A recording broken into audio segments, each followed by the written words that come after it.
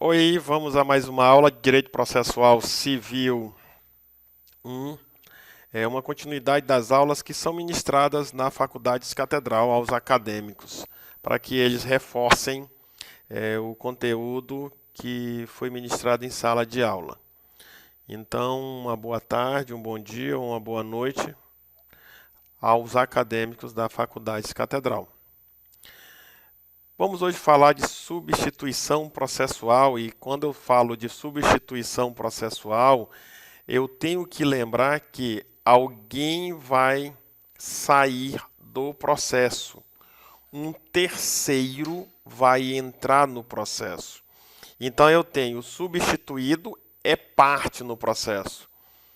O substituto processual é o terceiro. Então, aqui eu estou falando de intervenção de terceiros dentro de um processo. Na aula anterior, só para lembrar, nós falamos o que seria uma intervenção de terceiros. É quando existia uma lide, uma causa pendente entre autor e réu, e alguém que não está constituído como parte processual está fora. Esse terceiro, de alguma forma, quer intervir no processo. A substituição processual é uma forma de intervenção voluntária. A substituição processual é uma forma de intervenção voluntária. E ela distingue-se da sucessão. Então, vamos apenas dar uma olhada no que diz a norma para poder tentar entender e depois visualizar isso dentro de uma contextualização.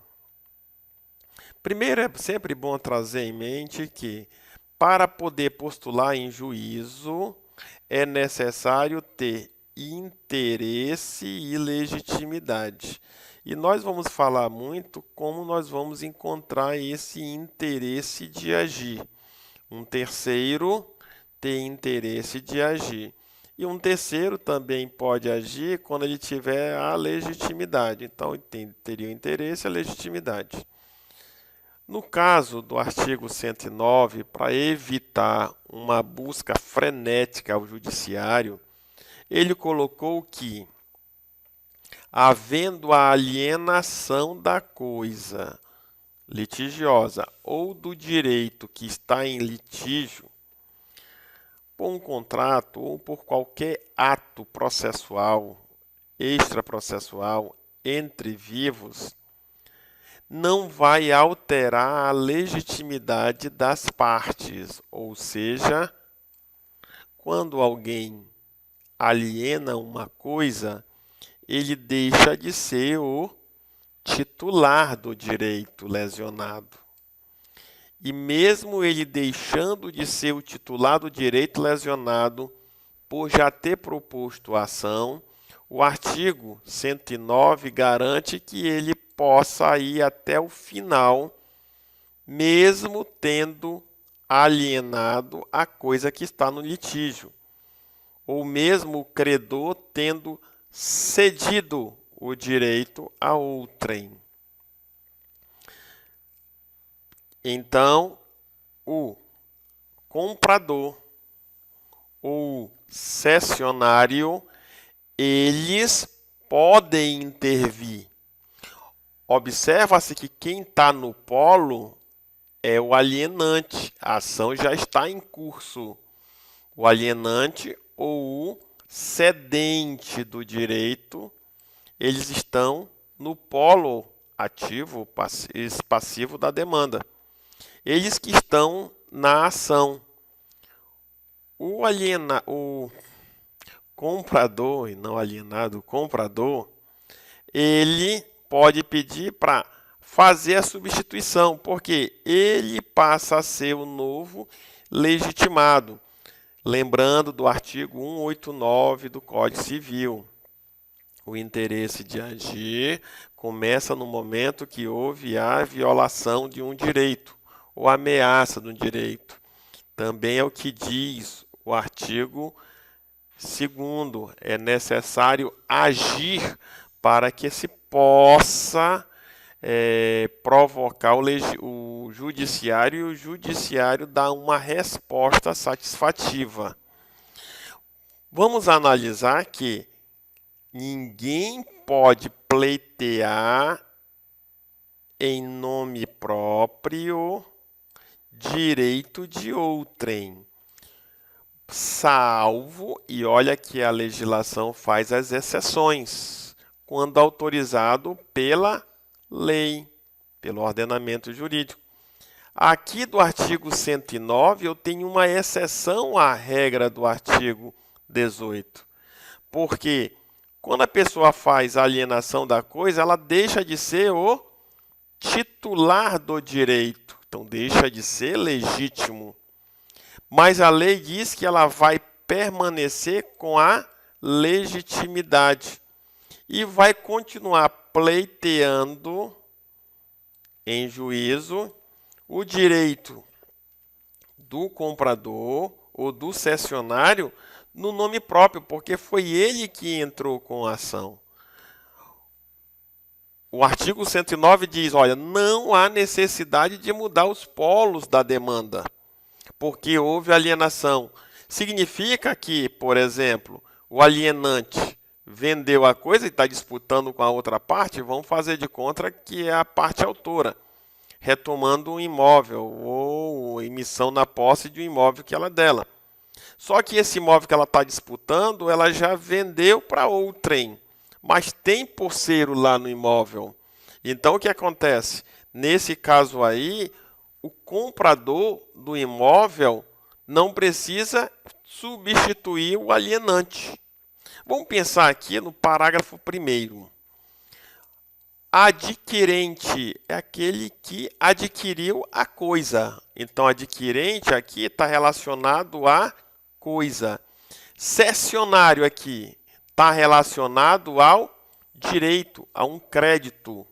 Então, diz, o adquirente ou cessionário, se eles quiserem substituir, fazer a substituição processual, é necessário que eles tenham a anuência da parte contrária daquele que vendeu a coisa ou mesmo daquele que cedeu o crédito, que não é mais o titular do direito que está em disputa. Eu tenho um direito sendo disputado em juízo, mas o direito foi vendido pela parte ou cedido.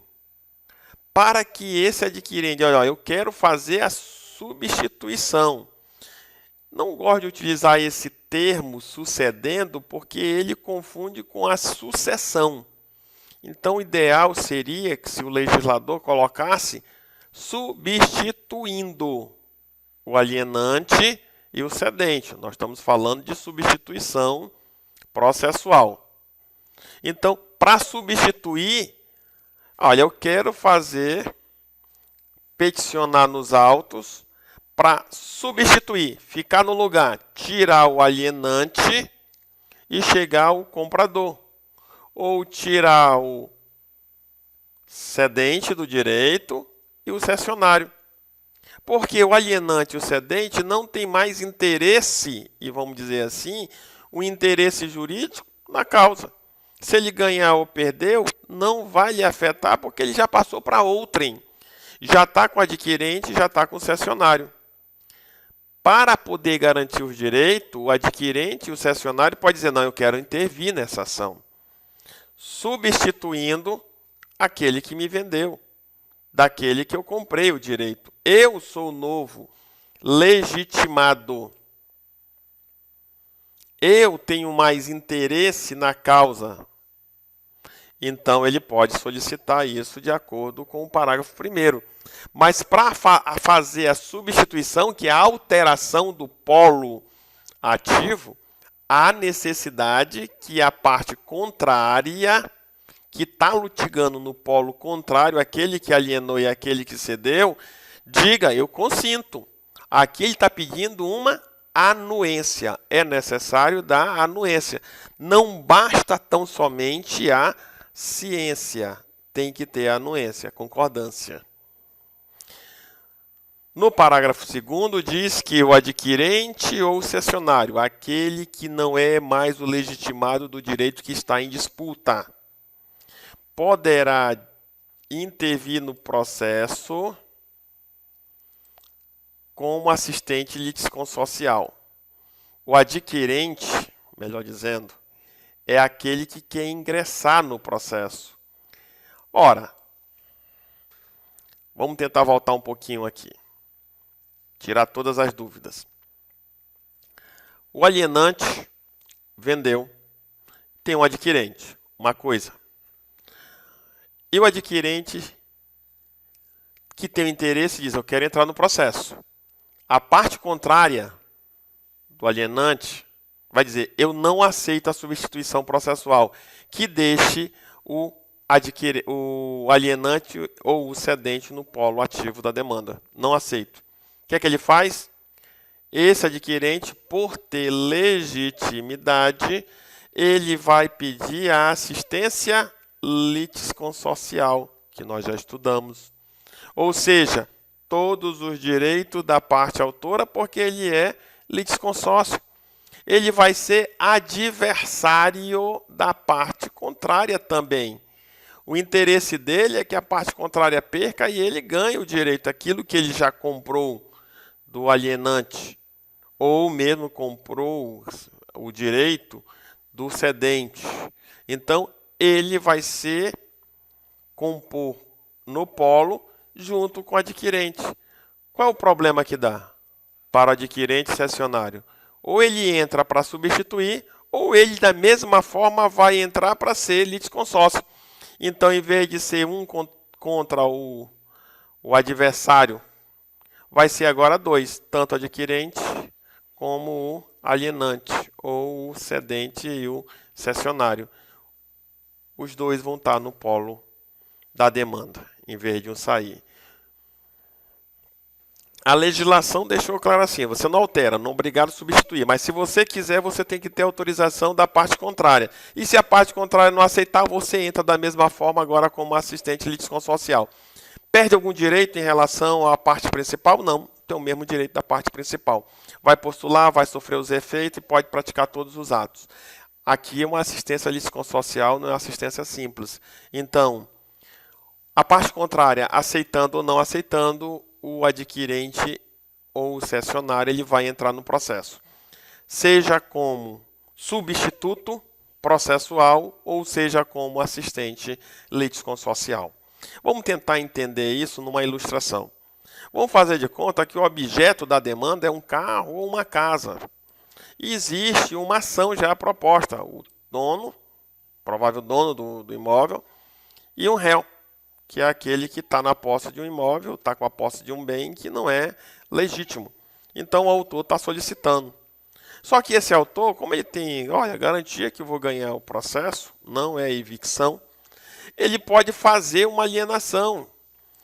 O terceiro adquirente aqui, que vai ser aquele que vai adquirir, que no caso é terceiro em relação à demanda judicial.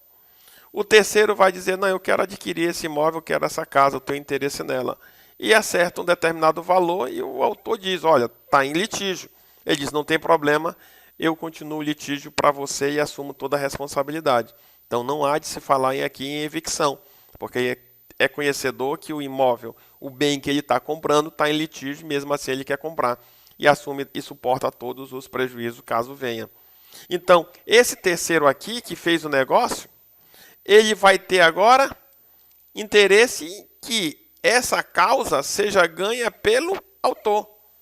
E ele vai pedir a primeira coisa, ó, quero substituir porque eu sou novo titular desse direito que vocês estão disputando.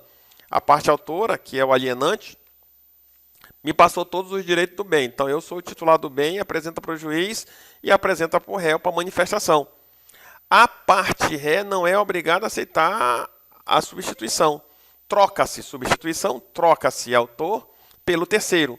O terceiro passa a ser parte. E o réu e o autor saem do processo e o terceiro vira autor do processo. Vira parte. O terceiro só é terceiro quando ele está fora. Ingressou no processo, ele virou parte. Se o réu se opor a isso, ele vai entrar como mais um no polo. Ou seja, vou virar um litisconsórcio ativo, no caso aqui. Vira um litisconsórcio ativo. Ou seja, o réu vai litigar tanto com a parte autora, que era para ter sido substituída, quanto ao terceiro. De acordo com o réu, se ele disser não, não há substituição, mas o terceiro, de qualquer forma, vai entrar no processo. Vamos pensar agora como se tratasse de uma cessão. E vamos pensar a transação recente de dois grandes bancos.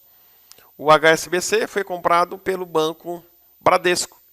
E vamos pensar, fosse assim, o HSBC estava executando vários devedores, vários réus.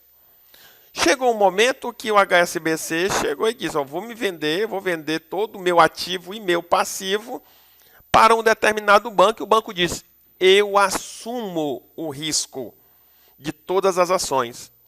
Só que esse terceiro aqui, que é o banco, por exemplo, que tem interesse nesse crédito, ele vai dizer o seguinte, quero substituir o banco anterior porque ele não é mais titular desses créditos. Não é obrigado, mas ele vai dizer o seguinte, ora, se o banco que era o titular antes perder, não vai ter prejuízo. Se ganhar ou perder, não vai ter nenhuma diferença para ele, não vai fazer diferença nenhuma. Mas para o terceiro, aquele que comprou, adquiriu a dívida e adquiriu o banco com ativo e passivo e as suas carteiras de clientes, ele vai dizer assim, eu tenho interesse. Por quê? Se perder, eu vou ter prejuízo, porque eu já paguei por esse valor. Então, o que o terceiro vai fazer? Pede para ingressar. Só que o devedor não é obrigado a aceitar que esse terceiro entre no processo, no polo. O que é que ele pode dizer? Rejeito, não aceito. O que é que ele vai fazer? Ele vai entrar da mesma forma, agora como assistente litisconsorcial. Por isso que a assistência litisconsorcial é uma forma de intervenção de terceiro voluntária. É o terceiro que procura fazer parte porque ele tem interesse que a causa lhe seja favorável. Ele tem relação direta com o devedor. Por isso que vira assistência litisconsorcial, que nós já estudamos. Substituição, ou a substituição do polo, ou virem assistência litisconsorcial. Bem, vamos pensar agora na outra situação. Olha aqui, alienante. Também eu tenho não adquirente ou cessionário. O alienante deixa de ficar no processo. Originariamente, o processo foi feito assim. Esse comprou depois esse direito à coisa em litígio, adquiriu depois. Então, o que ele pede, seu juiz? Faça a substituição. Sai, eu entro. Se o réu não quiser, aí vai ser de outra forma. Vai entrar na assistência litisconsorcial. Mas se o réu disser, eu aceito, ou mesmo se ficar calado quando o juiz pedir que ele se manifeste, é uma aceitação tácita. Então, vai haver a substituição. Só não haverá substituição se, e tão somente se, o réu manifestar por escrito, não aceito a substituição. Aí, nesse caso, vai virar assistência litisconsorcial. O alienante não pode sair e o adquirente entra no polo e vira assistente litisconsorcial, podendo praticar todos os atos.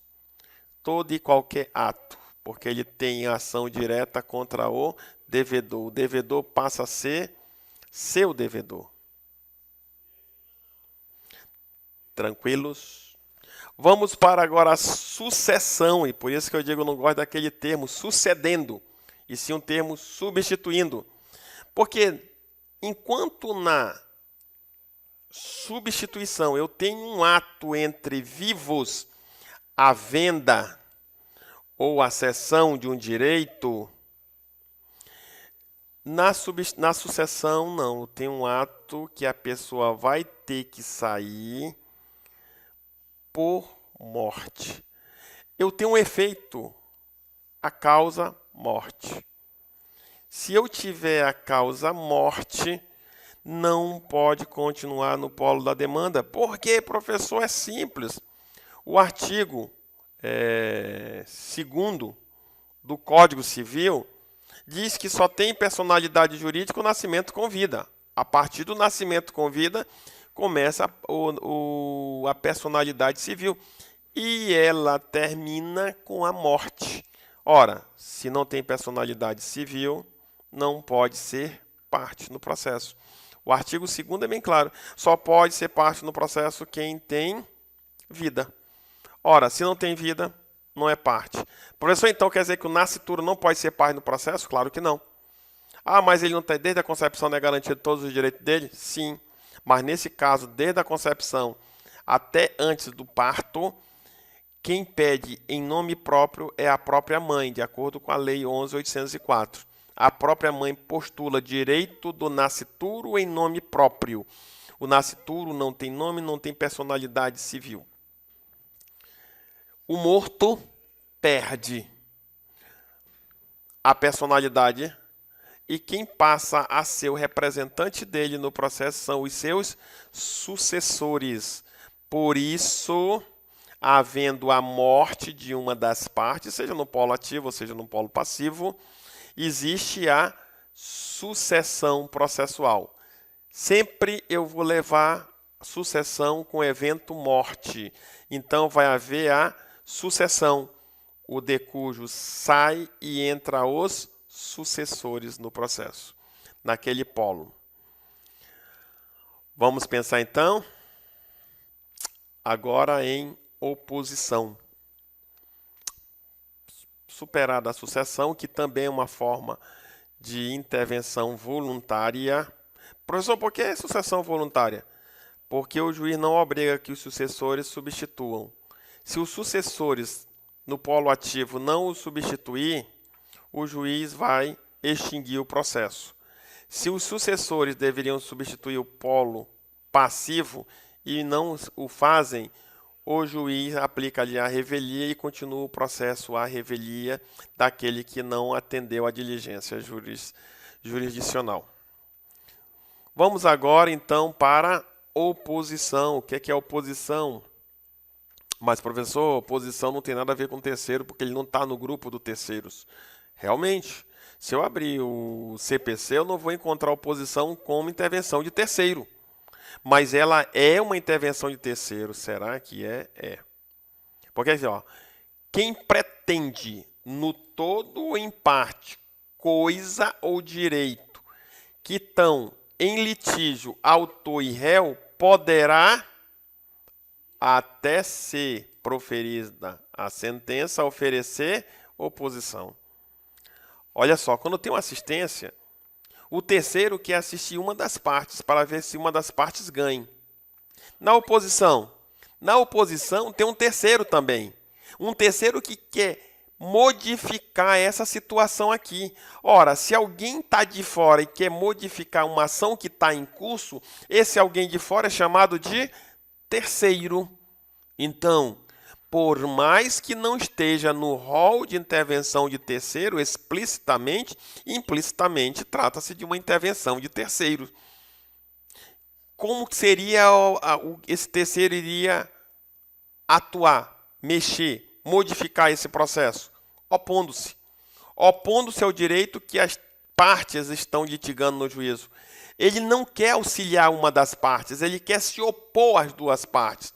E quer dizer ao seu juiz, não julgue a ação favorável nem a autor e nem réu, porque eu que sou o titular desse direito, eu é que tenho o direito nessa ação. E o que é que ele faz com a ação dele? Ele vai colocar tanto o autor como o réu da originária num polo para opor.